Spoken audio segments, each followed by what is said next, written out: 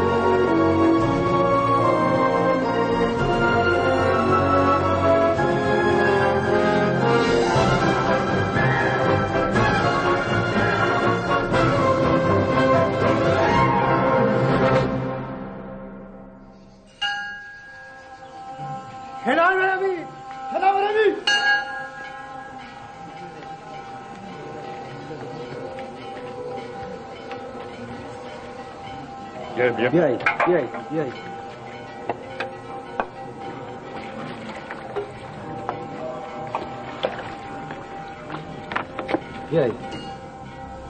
به سیلوها حمله کردیم و تعدادی را کشتیم و گندم‌های زیادی را مصادره کردیم، ولی همین که یوزارسیف آمد همه چیز معکوس شد.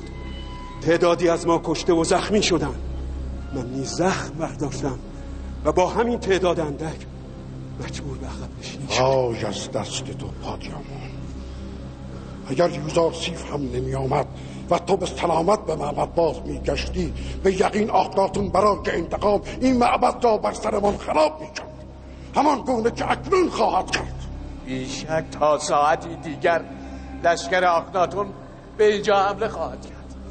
حال باید چه کرد؟ جریمه حماقت تو را چگونه پس بدهی؟ باید مقاومت کرد. قدرت آمون که کم نیست. با کدام نیرو؟ با همین مردم. همینها را اگر تجهیز کنیم و اسلحه بدهیم به خوبی از معبد دفاع خواهند کرد. اینها که نیروی نظامی نیستند، در برابر کوچکترین تهدید می‌گریزند. یک مشت گرسنه جنگ ندیده که توان جنگ ندارند. چاره ای نداریم، باید مقاومت کنیم، معبد را نجات دهیم.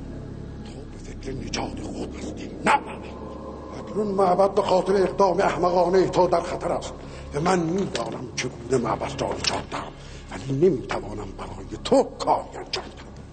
بگویی تخت روان مرا آماده کنم. میخواهی چه کنی؟ پیش از اینکه لشکری کشیده شود و کشتاری رخ دهد از آخناتون عذرخواهی کرده به این قائله را تمام خواهم کرد.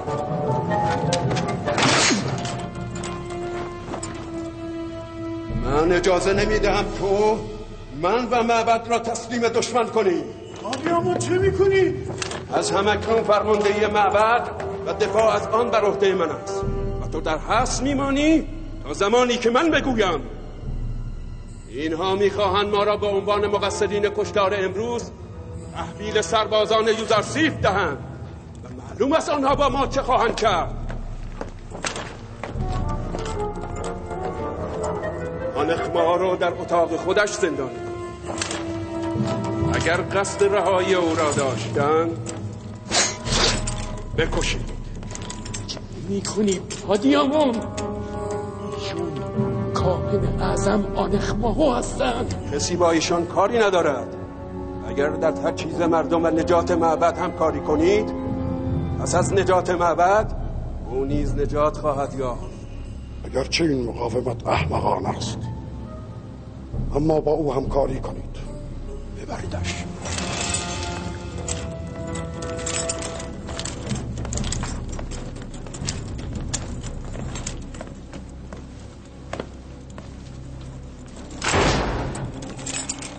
قول دادید که در تجهیز مردم همکاری کنید. کسی در تالار حضور نداشته باشد. دستور کاهن اعظم است. با او همکاری میکنیم.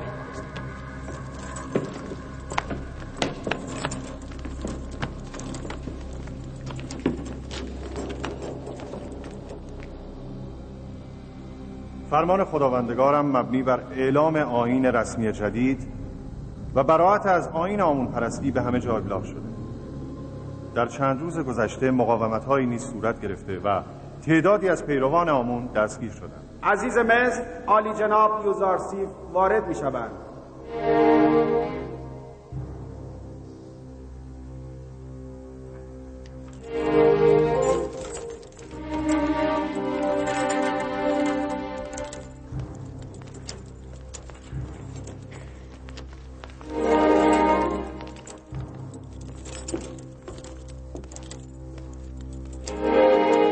چه شده جناب یوزارسیف؟ چرا برافروخته؟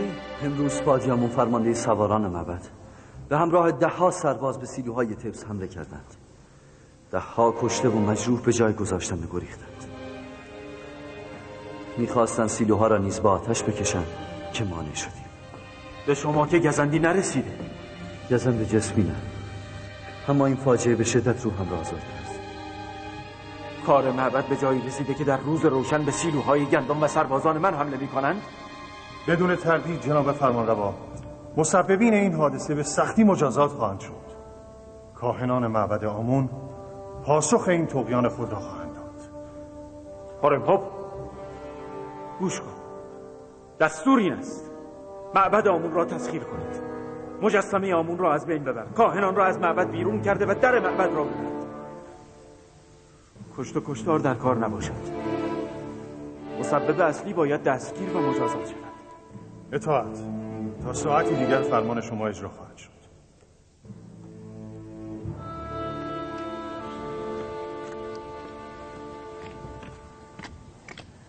کجا بانو؟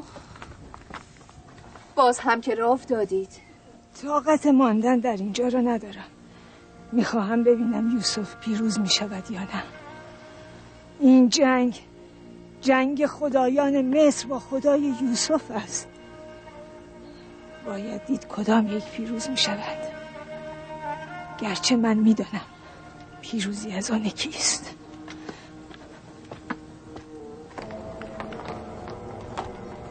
از خدایان خود دفاع کنید. پاسدار آیین آبا و اجداد خود باشید. خدایان در خطرند. معبد پذیرای شماست. میهمان آمون شوید. بیایید از غذاهای لذیذ لذت ببرید. اجازه ندهید آیین چند هزار ساله آمون لگدمال حرابه های یوزارسیف شود. از آیین آبا و اجداد خود پاسداری خدایی که فقط به فکر پروار کردن شکم کاهنان و کارکنان خیش هست و به نفع پیروانش هیچ اقدامی نمی کند به درد ما نمی خورد. تو کافر شده ای. یوزارسیف همه شما را کافر کرده است. آری، من به خدای آمون کافر شدم و برای دفاع از آن هیچ اقدامی نخواهم کرد.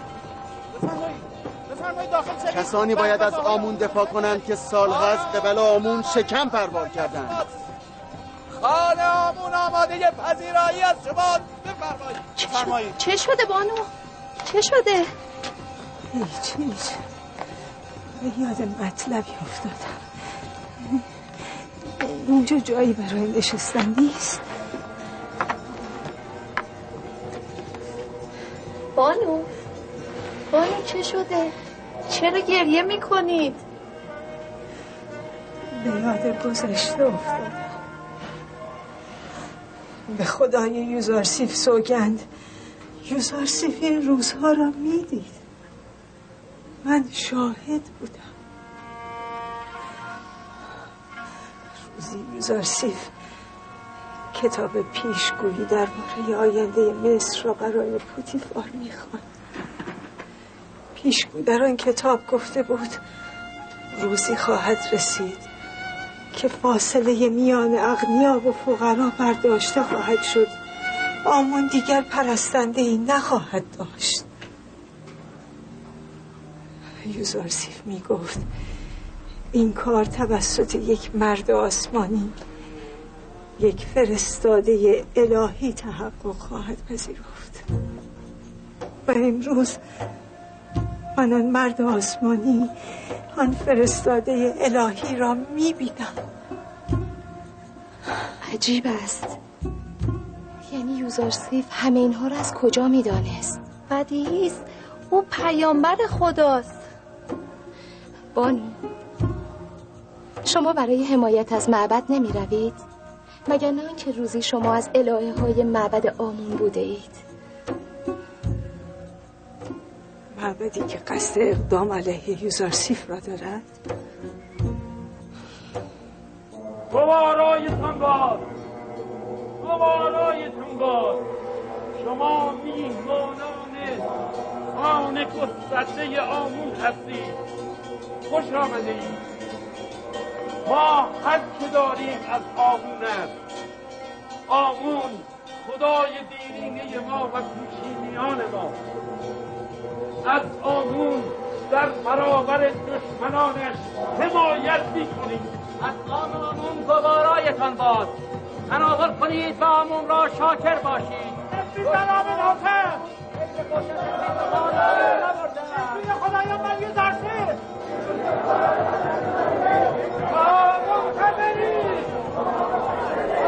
اگر یوزارسیف حتی اسلام در معبد نهد. 80 ما هزاران سال است که در حفظ اقتدار آمون جان دادند و سر باختند و ما فرزندان خلف آنها هستیم. آنان که در راه آمون جان دهند در جهان بی انتهای ابدی آمون نگاهدارشان خواهد بود. خوش آمدید. تناول کنید، تناول کنید، به دشمنان آمون نفرین کنید. پشتیبان معبد آمون و سنت‌های دیرینه مصر خارجی یک بیگانه هم جزنده باید در سرزمین ما اجدادی ما حفظ کنید. رسول پرور روای مصر نیچه یوزارسیف او به دین آمون خیانت کرده و آخرم آنها را می‌کشید. دشمنان آمون مهلت نمی‌دهید. آنها را می‌کشید. من به یوزارسیف، من به دشمنان آمون، من به دشمنان آمون، من به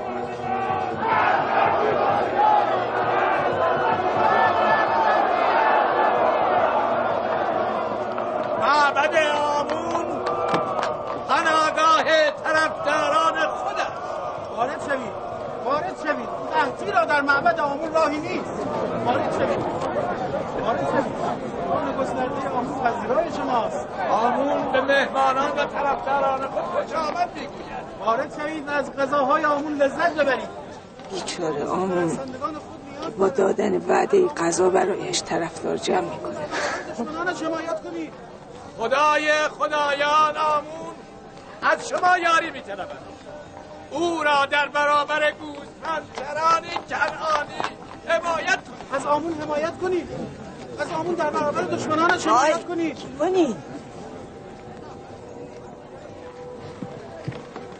اما گوسفندچران 12 سال است که سرزمین بحران زده مصر را از همه فراعنه بهتر هدایت میکنند. اما شما کاهنان معبد، شما وارثان 3000 ساله آیین سنگ پرستی به دریوزگی افتاده اید. پیرزن بزرگتر از دهانت سخن میگویی. این همه یاوه بگو. سالهای سال شما کاهنان پسمانده همین دهان یاوه‌گو را میخوردید. از خوفو بپرسید به شما خواهد گفت زلیخا کیست. زلیخا؟ همسر پوتیفار؟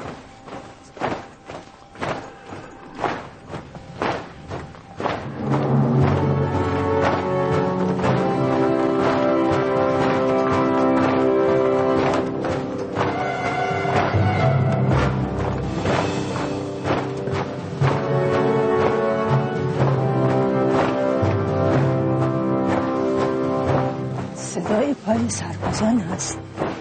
گمان میکنم برای تصرف معبد میآیند. ببینید فرمانده آنان یوزارسیف نیست. نه، من هورمهوب را پیشا آنان میبینم. چرا اخناتون به فرمانده هورمهوب؟ برای جنگ با معبد بیاید. برم.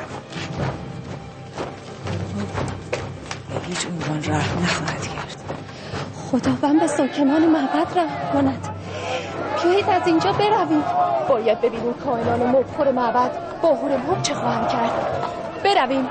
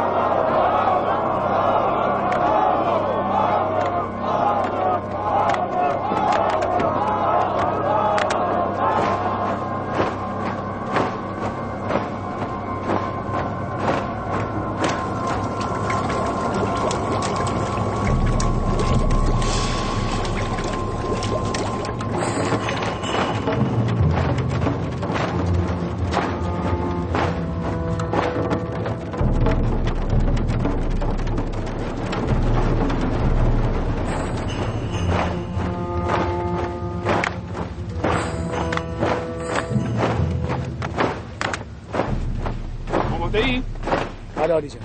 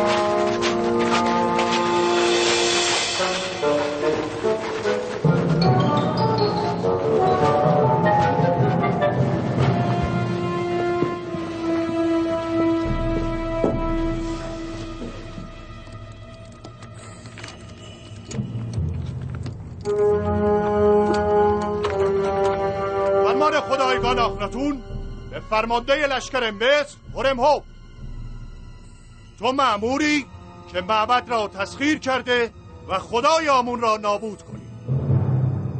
از این پس پرستش آمون جرم بوده و مجازات سنگینی دارد. دین رسمی مردم مصر یکتاپرستی و پیروی از دین ابراهیم پیامبر می باشد. ریش از آن که مجبور شوم به اجبار در را باز کنم، آن را باز کرده و تسلیم شوید. بشده هورمهوب، تو که از پیروان آمون خدای بزرگ مصر بودی، تو که با حمایت ما به فرماندهی مصر رسیدی، چه شده همه را زیر پا گذاشتی؟ اخناتون برای من جانشین خدایان در زمین است و او را خدایگان اخناتون می نامم. ابتدا فرمان اخناتون و سپس فرمان آمون. من قصد کشتار ندارم، اما اگر مجبور شوم این کار را خواهم کرد. سربازان و نگهبانان معبد از حریم خدایان دفاع خواهند کرد و به شما اجازه ورود به معبد را نمیدهند. جناب اخناتون به من دستور دادند تا میتوانم از خشونت استفاده نکنم و خونی ریخته نشود، مگر آنکه مجبور شوم. من از شما میخواهم که تسلیم شوید و نگذارید که خون بیگناهان بر سنگ فرش خیابانهای اطراف معبد بریزد. اهانت به ساحت مقدس معبد نفرین خدایان و عذاب آمون را در پی خواهد داشت. هیچ کس جرأت اهانت به آمون را ندارد.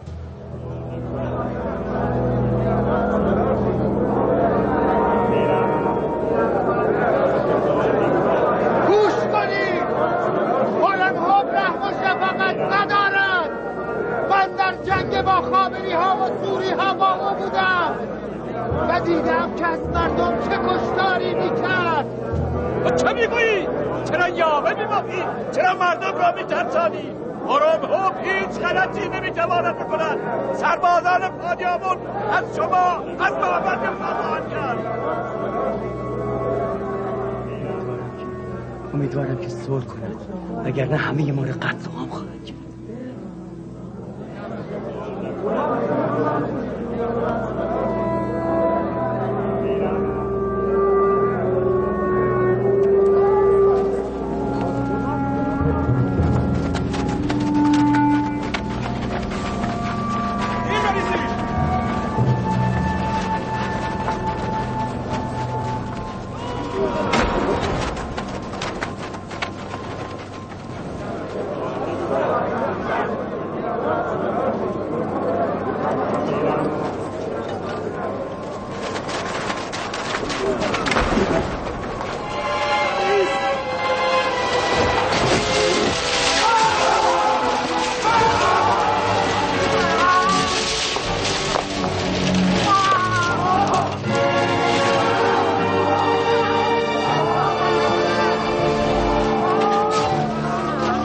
سربازانت را از اینجا ببر هورمهوب. کمانداران،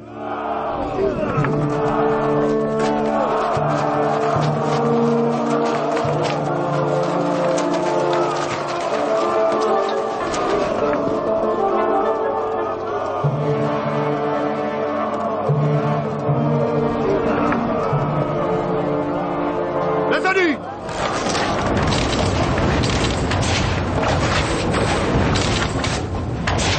تیراندازان سر بلند کردید. گردن بزنید. بریزی! بزنید!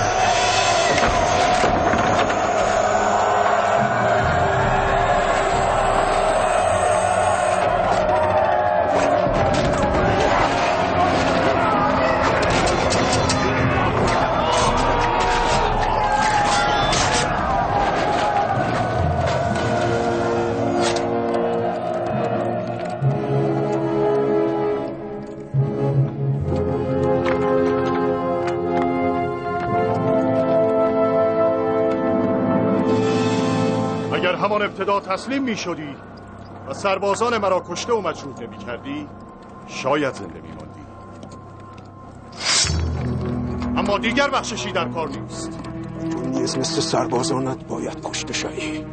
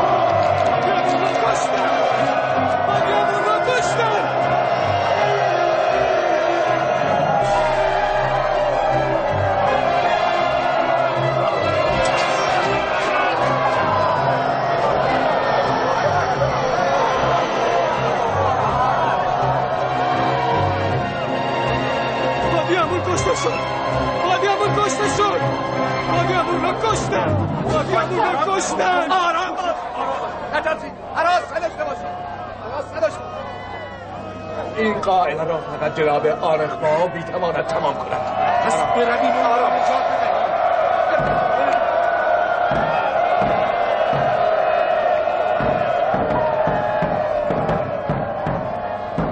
به همه کسانی که داخل معبد هستند اخطار میکنم تا پیش از حمله سربازان من فرصت دارند آنجا را ترک کرده و تسلیم شوند.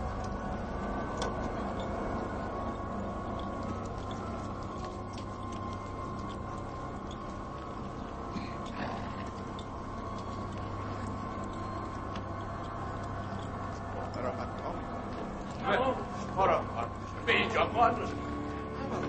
هادیامون را کشتن. هادیامون به دست هرمزد کشته شد. مگر نشنیدید؟ معبد بدون محافظ مانده، ما شکست خوردیم. خائن اعظم را آزاد کنیم، شاید او بتواند کاری بکند. هادیامون را کشتن، هادیامون کشته شد، کشتن. مگر نشنیدید؟ کشته شد هادیامون، کشتن.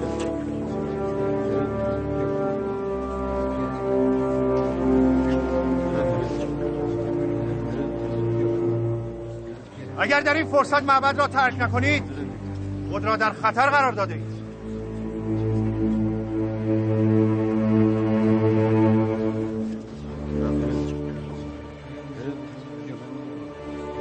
اگر فرمان حمله صادر کنم هیچ کس در امان نخواهد.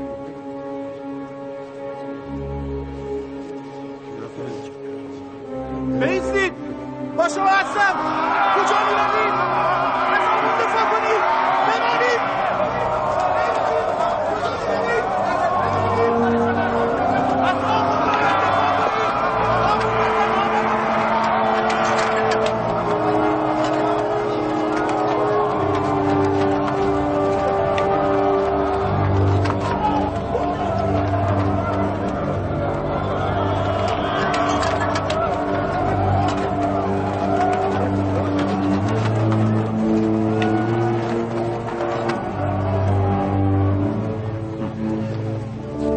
عظمت و بزرگی آمون کجا و پیروان این چنین ضعیف و زبان کجا؟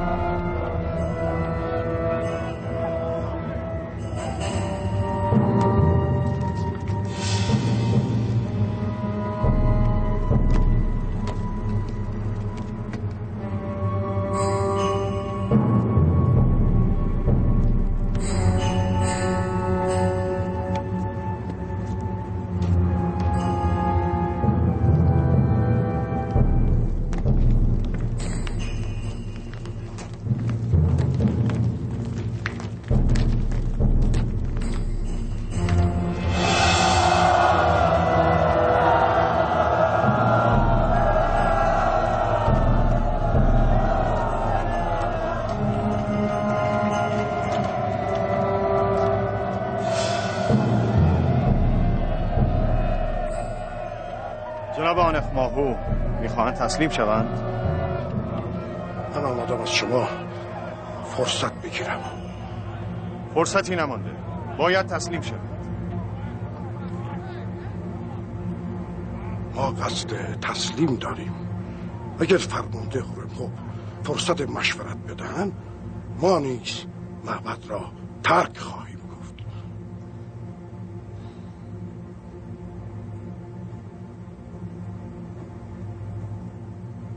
به احترام جناب آنخماهو منتظر میمانیم.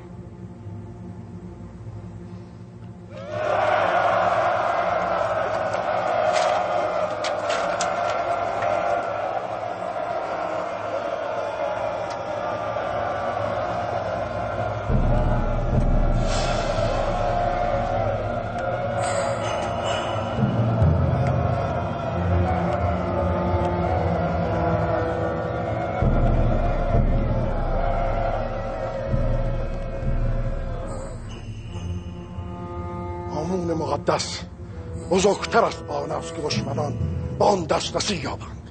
خواهید دید که چگونه دشمنان آمون حیرت زده خواهند شد.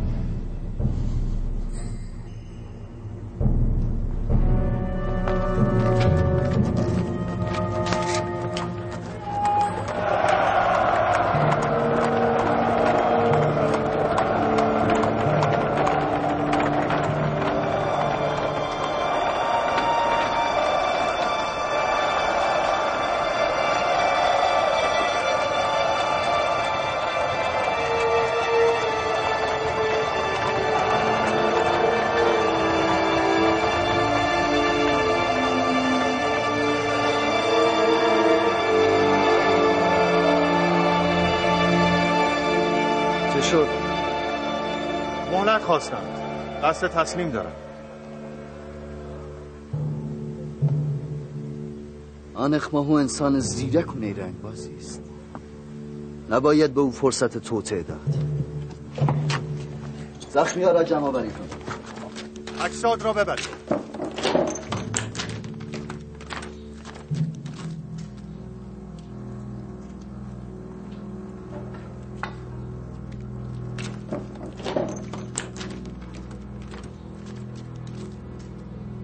آن تندیس باید شکسته شود.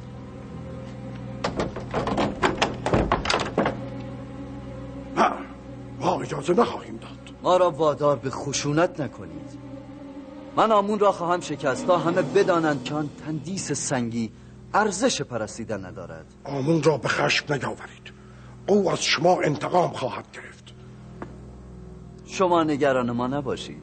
بگذارید آمون از ما انتقام بگیرد. از نزد آمون کنار بیایید. نه، من اجازه نخواهم داد. شما نباید به آمون نزدیک شوید.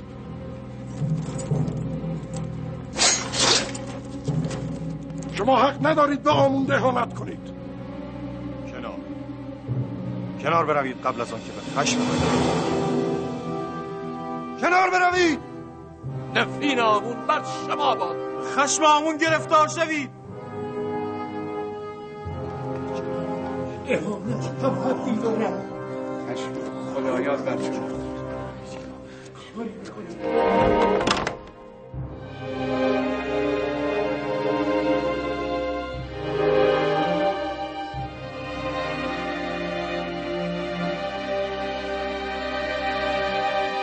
نیست.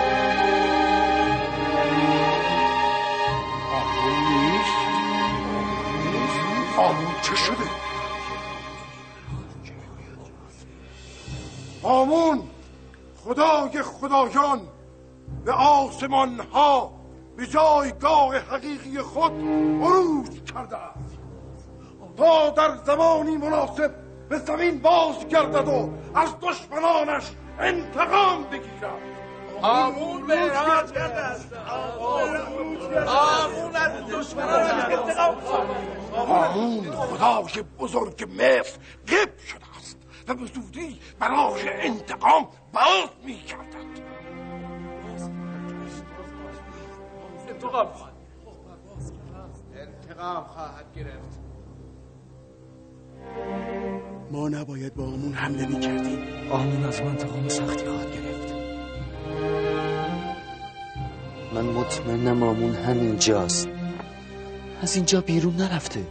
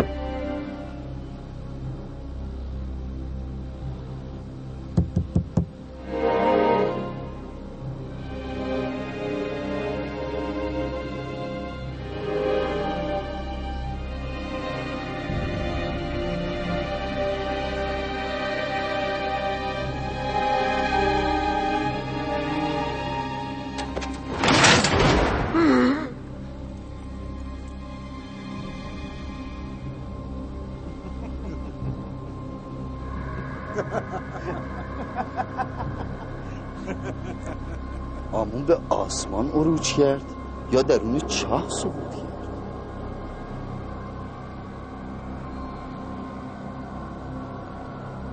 جناب هورمهور، اینان را به زندان زاویرا ببرید تا بعداً محاکمه شود.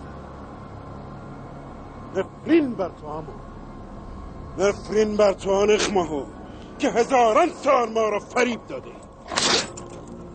چگونه به خود اجازه میدهد که این گونه یاوه سرایی کند؟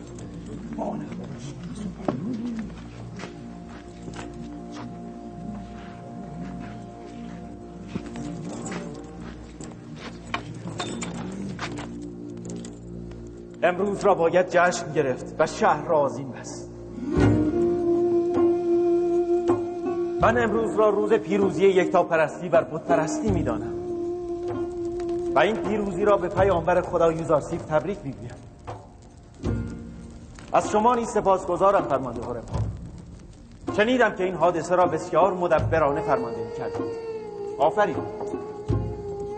دستور می‌دهیم از امروز نام آمون از همه سنگ نوشته های قصرها و معابد پاک شود و به جای آن نام آتون خدای یکتا حک شود.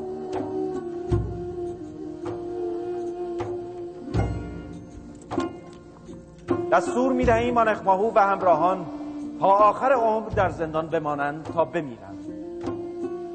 اگر اهل کشتار و خونریزی بودیم، امروز پایان زندگی آنان بود، اما از مرگ آنان می گذریم. بگویید شهر را آذین ببندند و در تمام مصر به شادی و سرور این پیروزی بپردازند.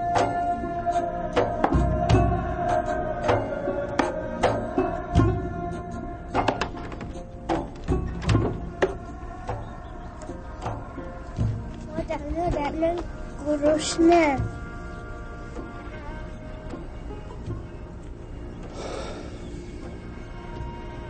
کاری بکن یهودا، این بچه گرسنه است. زانوی غم در بغل گرفته ای که چه؟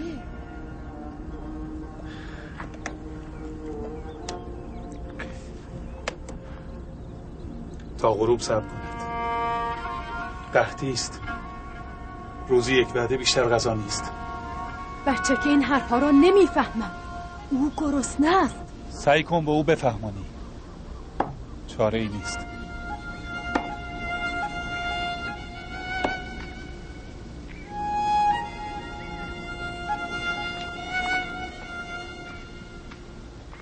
سلام لاوی. سلام بنیامین. چه شده؟ راه گم کرده ای؟ نه، پدر مرا فرسته. برو پسر، برو بازی کن. مزاح نکن برادر. پدر را با ما چه؟ نمیدانم، فقط فرمودند برادرانت را به اینجا بخوان. خودش گفت ما را نزد او بخوانی؟ همینطور است. پدر سالهاست که با ما سخن نگفته. اکنون چه اتفاقی افتاد؟ سوگند میخوری که پدر خود ما را فراخوانده است؟ دروغم چیست؟ اصلا شما چرا تردید دارید؟ پدر منتظر است. دیگران را هم خبر کن. نهاد یموئیل، عموهایتان را صدا کنید. زود بروید. نکند قصد نیشتر زدن به زخم کهنه یوسف را دارد. یوسف زخم نیست، یک غم است، یک درد که شما در جان پدر نشانده اید. من نه حوصله نصیحت دارم، نه تحمل نیش و کنایه. واجب با یکدیگر بهتر است برویم ببینیم پدر چه میگوید. به هر حال من پیام خود را رساندم. آمدن یا نیامدن با خودتان است. صبر کن با یکدیگر برویم. آرام باش. آرام. دو طایفه در زندگی دنیا و آخرت خیر نمی بینند و روی سعادت را مشاهده نمی کنند. کدام یک از شما می تواند بگوید که آن دو طایفه چه کسانی هستند؟ من بگویم پدر بزرگ؟ بگو پسرم. کسانی که به در مادر خود احترام نگذارم و آنها را اذیت کنم. آفرین پسرم. تو فرزند که هستی؟ من فرزند لاوی هستم. تو قحاط هستی. آفرین، درست گفتی. خب طایفه دیگر که خیر دنیا و آخرت را نمی بیند کدام یک از شما میشناسد؟ من بگویم پدر بزرگ. تو را دیگر میشناسم. تو اشبیل فرزند بنیامین هستی. بگو پسرم. آنان که به بزرگترها احترام نگذارند. آفرین پسرم. آنها که به بزرگان حال چه بزرگ از نظر علم و ایمان و چه بزرگ از نظر کهولت سن احترام نگذارند خیر دنیا و آخرت نمی‌بینند. من برای آنان که به پیامبر خود و پدر پیرشان حرمت نگذاشتند نگران. خداوند عاقبتشان را بخیر. سلام پدر. سلام بر سلام بر نبی خدا. درود بر نبی خدا. سلام بر درود خداوند بر یعقوب نبی. درود خداوند بر همه شما.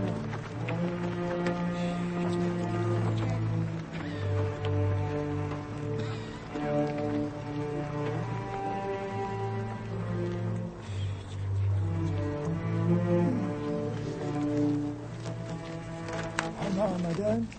بله پدر. این سختی و قحطی یک نعمت است و من نسبت به آینده آن خوشبین هستم. منتها نه برای مشتی تنبل و خموده چون شما. ما در حال مرگ هستیم پدر، اما اینها به فکر نیستند. شما را چه شده؟ تا کی میخواهید زانوی ماتم در بغل بگیرید؟ مثلا شما خود را مرد میدانید و هر یک مسئولیت خانواده‌ای را به عهده دارید. تصمیم گرفته اید دست روی دست بگذارید و شاهد مرگ تک تک افراد خانواده خود باشید؟ از ما چه کاری برمی آید پدر؟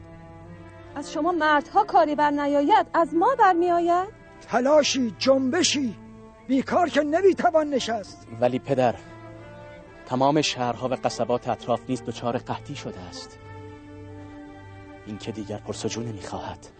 من از ملیخای تاجر و چند نفر دیگر شنیدم که در مصر اوضاع خوب است. عزیز مصر منبع عظیمی از گندم را ذخیره کرده. هر چه درهم و دینار دارید جمع کنید و راهی مصر شوید. شاید بتوانید برای این کودکان و زنان خود کاری کنید. با اینجا نشستن و اندوه خوردن که مشکل قحطی حل نمی شود.